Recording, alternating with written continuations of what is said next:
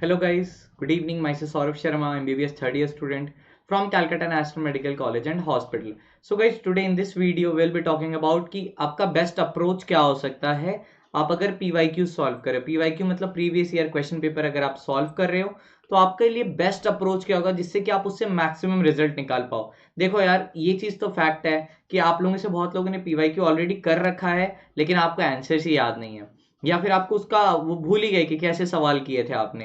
Right, ऐसा बहुत लोगों के साथ हो गया रखा, आई नो दैट। तो उसी को हम लोग दूर करने के लिए आज हम डिस्कस करने वाले हैं कि इसके लिए बेस्ट स्ट्रैटेजी क्या हो सकती है कि जिससे आपके और गलत ना हो या फिर अगर आपने PYQ किया तो वो दिमाग में रहे कि हाँ भाई मैंने इसका अप्रोच ऐसे किया था, ये चीज सही हुआ। अब बार बार उसको देखना ना पड़े या फिर एक बार में हम डिसीजन ले पाए कि हाँ इसको अप्रोच ऐसे करना चाहिए था या इस सवाल को ये। तो आज हम उसी अप्रोच की बात करने वाले हैं कि आपको कैसे करने चाहिए, किन पेपर्स को पहले करना चाहिए और क्या नहीं करना चाहिए। वेरी इंपॉर्टेंट इज क्या नहीं करना चाहिए। चलिए आइए देखते हैं। नाउ सबसे पहले आता है सर जी प्रीवियस ईयर में आप उठाओगे क्या चीज।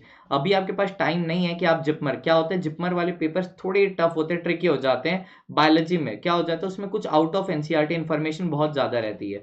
अगर आप वो अकेले नहीं कर पा रहे हो कोई बात नहीं, हम लोग जिपमर के बायो के पेपर अपलोड कर देंगे। Physics chemistry of similar level, उसमें कोई बड़ी बात नहीं है। नाउ AIPMT नीट के आप लगाओ पहले और जेई के पेपर लगाओ। जेई के पेपर ऑब्वियसली फॉर फिजिक्स बोल रहा हूँ, फिजिक्स एंड केमिस्ट्री के लिए जेई मेन एटलीस्ट लगा के जाना, प्लीज रिक्वेस्ट कर रहा हूँ, लगा लेना। नाउ अभी ठीक है, आपको तो पता है ये पेपर में लास्ट वीडियो में भी बताया था स्ट्रैटेजी वाली में मेन अप्रोच क्या होना चाहिए, अभी उस पर आता है, मेन मुद्दा वही है। तो सबसे पहले आता है sir chapter wise approach. Chapter wise approach का मीनिंग क्या होता है उसको सीखेंगे अपन। चैप्टर वाइज मतलब आपको चैप्टर के थ्रू जाना है, ना कि फुल मॉक टेस्ट वाला। ऐसे बहुत लोग करते हैं कि लास्ट 10 साल का मैं पेपर उठा लिया और डेली एक एक पेपर सॉल्व कर रहा हूं। उसमें क्या होगा कि आपको pseudo pseudo approach, pseudo hope मिलेगा। क्या मिलेगा? स्यूडो होप मतलब फॉल्स होप्स मिलेंगे। क्यों मैं बता रहा हूँ, बिकॉज अगर आपके कोचिंग के इंस्टीट्यूट या आपने कोई टेस्ट सीरीज ज्वाइन की होगी उसमें वो सवाल रिपीट हो चुके रहते हैं ऑलमोस्ट। तो आपको पता नहीं चलेगा कि आपको लगेगा इस वाले पेपर में मेरे 600 आ रहे हैं, 550 आ रहे हैं, और अगर आप कोई मॉक टेस्ट देने बैठोगे उसमें स्कोर गिर जाएगा। बिकॉज क्या होता है, बहुत जगह क्वेश्चन रिपीट हो चुके रहते हैं और आपको क्वेश्चन याद रहते हैं, जिसके कारण आपके आंसर ज्यादा सही जाते हैं और आपके अंदर वो फॉल्स बिल्डअप होने लगता है कि यार अब तो मेरे को सब आता है, और फिर देखते हैं टेस्ट में गिर जाते हैं मार्क्स। तो बेटर होगा चैप्टर वाइज अप्रोच करना। अब हम इस चैप्टर वाइज अप्रोच को भी डिवाइड करेंगे बहुत ही बेहतरीन तरीके से, जिससे कि आपको समझ आ जाए कि हाँ भाई this was the chapter wise approach, Saurabh भाई बोले हैं तो ऐसे करके करेंगे। चलो चैप्टर वाइज में भी कौन से चैप्टर से स्टार्ट करना चाहिए इस टाइम पे, एटलीस्ट जो आपका अभी वीक लग रहा है ना आप उसको करिए। अब ऐसा नहीं है वीक में आप बहुत दिन लगा लो, आपने कल टाइम टेबल वाली स्ट्रेटेजी देखी होगी, उसी को फॉलो करना है। उसको फॉलो करके चैप्टर वाइज अप्रोच करना है, हमेशा याद रखिए चैप्टर वाइज अप्रोच।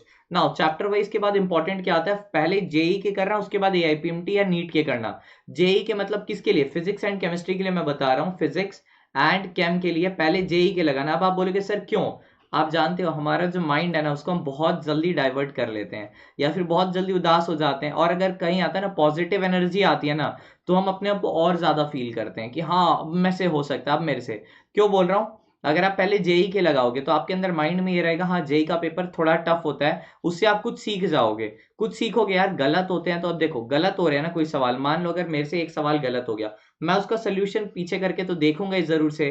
तो ऐसे बुक्स लेना जिसमें सोल्यूशन अच्छे से अवेलेबल हो। ठीक है, जेई के एटलीस्ट उतना करना, जेई के लिए मैं पहले बता रहा हूँ, पहले जेई, जिससे कि आपको एक अच्छा से समझ आए कि हाँ भाई इसका अप्रोच ऐसे था। आप AIPMT या नीट में जाना, देखना सवाल बनने लगेंगे, देखना सवाल बनने लगेंगे एंड आपके अंदर वो कॉन्फिडेंस आने लगेगा। वो जो कॉन्फिडेंस की कमी था ना वो कॉन्फिडेंस आ जाएगा कि हाँ भाई अब मेरे से सवाल बन रहे हैं तो मैं इजीली कर सकता हूँ। ये चीज का दिमाग पे रखो यार कि पहले जेई इसीलिए बोल रहा हूँ करने, जिससे कि अंदर आपको समझ आए। और देखो सुनो, अब इसमें एक इंपॉर्टेंट चीज आती है, इसके बाद वाले पे बहुत इंपॉर्टेंट है। मेन क्या होता है ना, मेन असली उसी पे डिपेंड होता है कि किस बच्चे का कैसा परफॉर्मेंस होगा।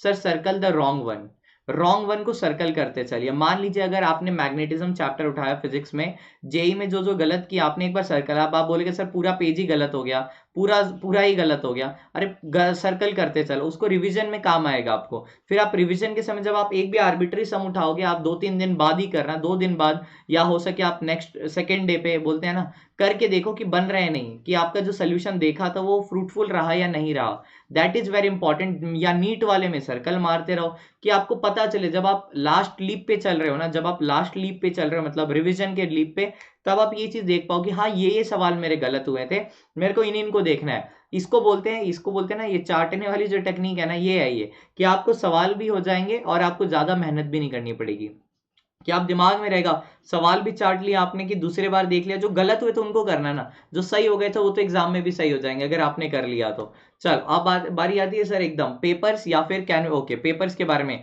सर पेपर्स आपको कहाँ से मिलेंगे? बहुत लोगों के पास अभी भी किताबें नहीं है, इसमें लास्ट 32 ईयर हो गया, या फिर जेई के पेपर नहीं है उनके पास। गाइज आप एक काम करिए, नीचे टेलीग्राम का आई गेस लिंक विंक दिया हुआ है, ज्वाइन कर लीजिए। आई गेस आपके ज्वाइन करने से पहले वहां पे पेपर आ चुके होंगे, या वो जो बुक्स बोलते हैं ना, बुक्स आ चुकी होंगी टेलीग्राम ग्रुप पे, आप जाके देख सकते हो। ओके आई गेस मैं शेयर कर दूंगा जिससे कि आपको फायदा हो जाए। बहुत लोगों के पास नहीं है, जेई के पेपर नहीं है मेन वाले एटलीस्ट, और तुम्हारे पास ये क्या बोलते हैं नीट के नहीं है, तो मैं अपडेट कर दिया हूँ। नीचे आप जाइए टेलीग्राम पे जाके देख लीजिएगा, उसमें मैंने पेपर आ चुके होंगे। जब तक आप जाओगे तब तक पेपर आ चुके हैं, जब तक ये वीडियो अपलोड होगी। एंड गाइस मेन इंपॉर्टेंट बात क्या आती है ना, कि इनको मॉक टेस्ट जैसे मत करना, मैं पहले बता रहा हूँ। इनको मॉक टेस्ट जैसे करोगे अप्रोच गलत हो जाएगा, क्योंकि आपको स्यूडो होप मिलेगा, और pseudo hope is very harmful. आपको लगेगा आपका स्कोर आ रहा है इसमें, लेकिन वो अल्टीमेटली, क्योंकि आपके सवाल दिमाग में रटे हुए हैं या कहीं ना कहीं देखे हुए सवाल है, इसीलिए आपके उतने मार्क्स आएंगे। बेटर होगा आपको स्टैंडर्ड मॉक टेस्ट आजमाइए, या एनटीए वाला, एलएन, आकाश, बहुत सारे पेपर्स है, रेजोनेंस बहुत सारे हैं, किसी को भी आप आजमाइए, अपने कोचिंग वाले को आजमाइए, जिसमें आपका 100% एक्सप्लेनेशन हो। ये लाइन लिख लीजिए, ऐसे मॉक टेस्ट करिएगा जिसके अंदर 100% एक्सप्लेनेशन हो। इसके लिए भी मैं वीडियोस बना दूंगा, डोंट वरी। सो गाइस आप जाके देख लीजिए। मेन इंपॉर्टेंट अप्रोच इसमें आपको क्या लगा, सर्कल करना, पहले जेई के करना, उसके बाद एआईपीएमटी का करना। अगर मैं वीडियो को समअप करना चाहूँ, यहीं पे मैं समअप कर देता हूँ कि सर आपको पेपर लगाने एआईपीएमटी नीट के दोनों के लगाने पड़ेंगे, ठीक है, एटलीस्ट फिजिक्स केम में तो जरूर लगाने। If you want to score more AIPMT NEET दोनों के लगाइए, और जेई मेन के।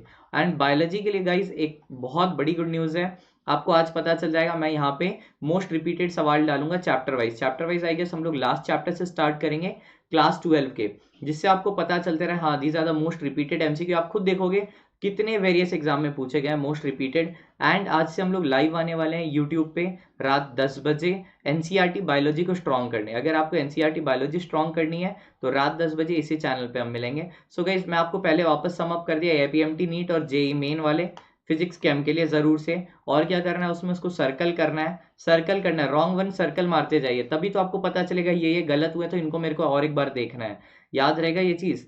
Okay now chapter wise approach होना चाहिए, बिकॉज फुल लेंथ में आपका नुकसान हो जाएगा। Thank you so much for the patience hearing, all the best.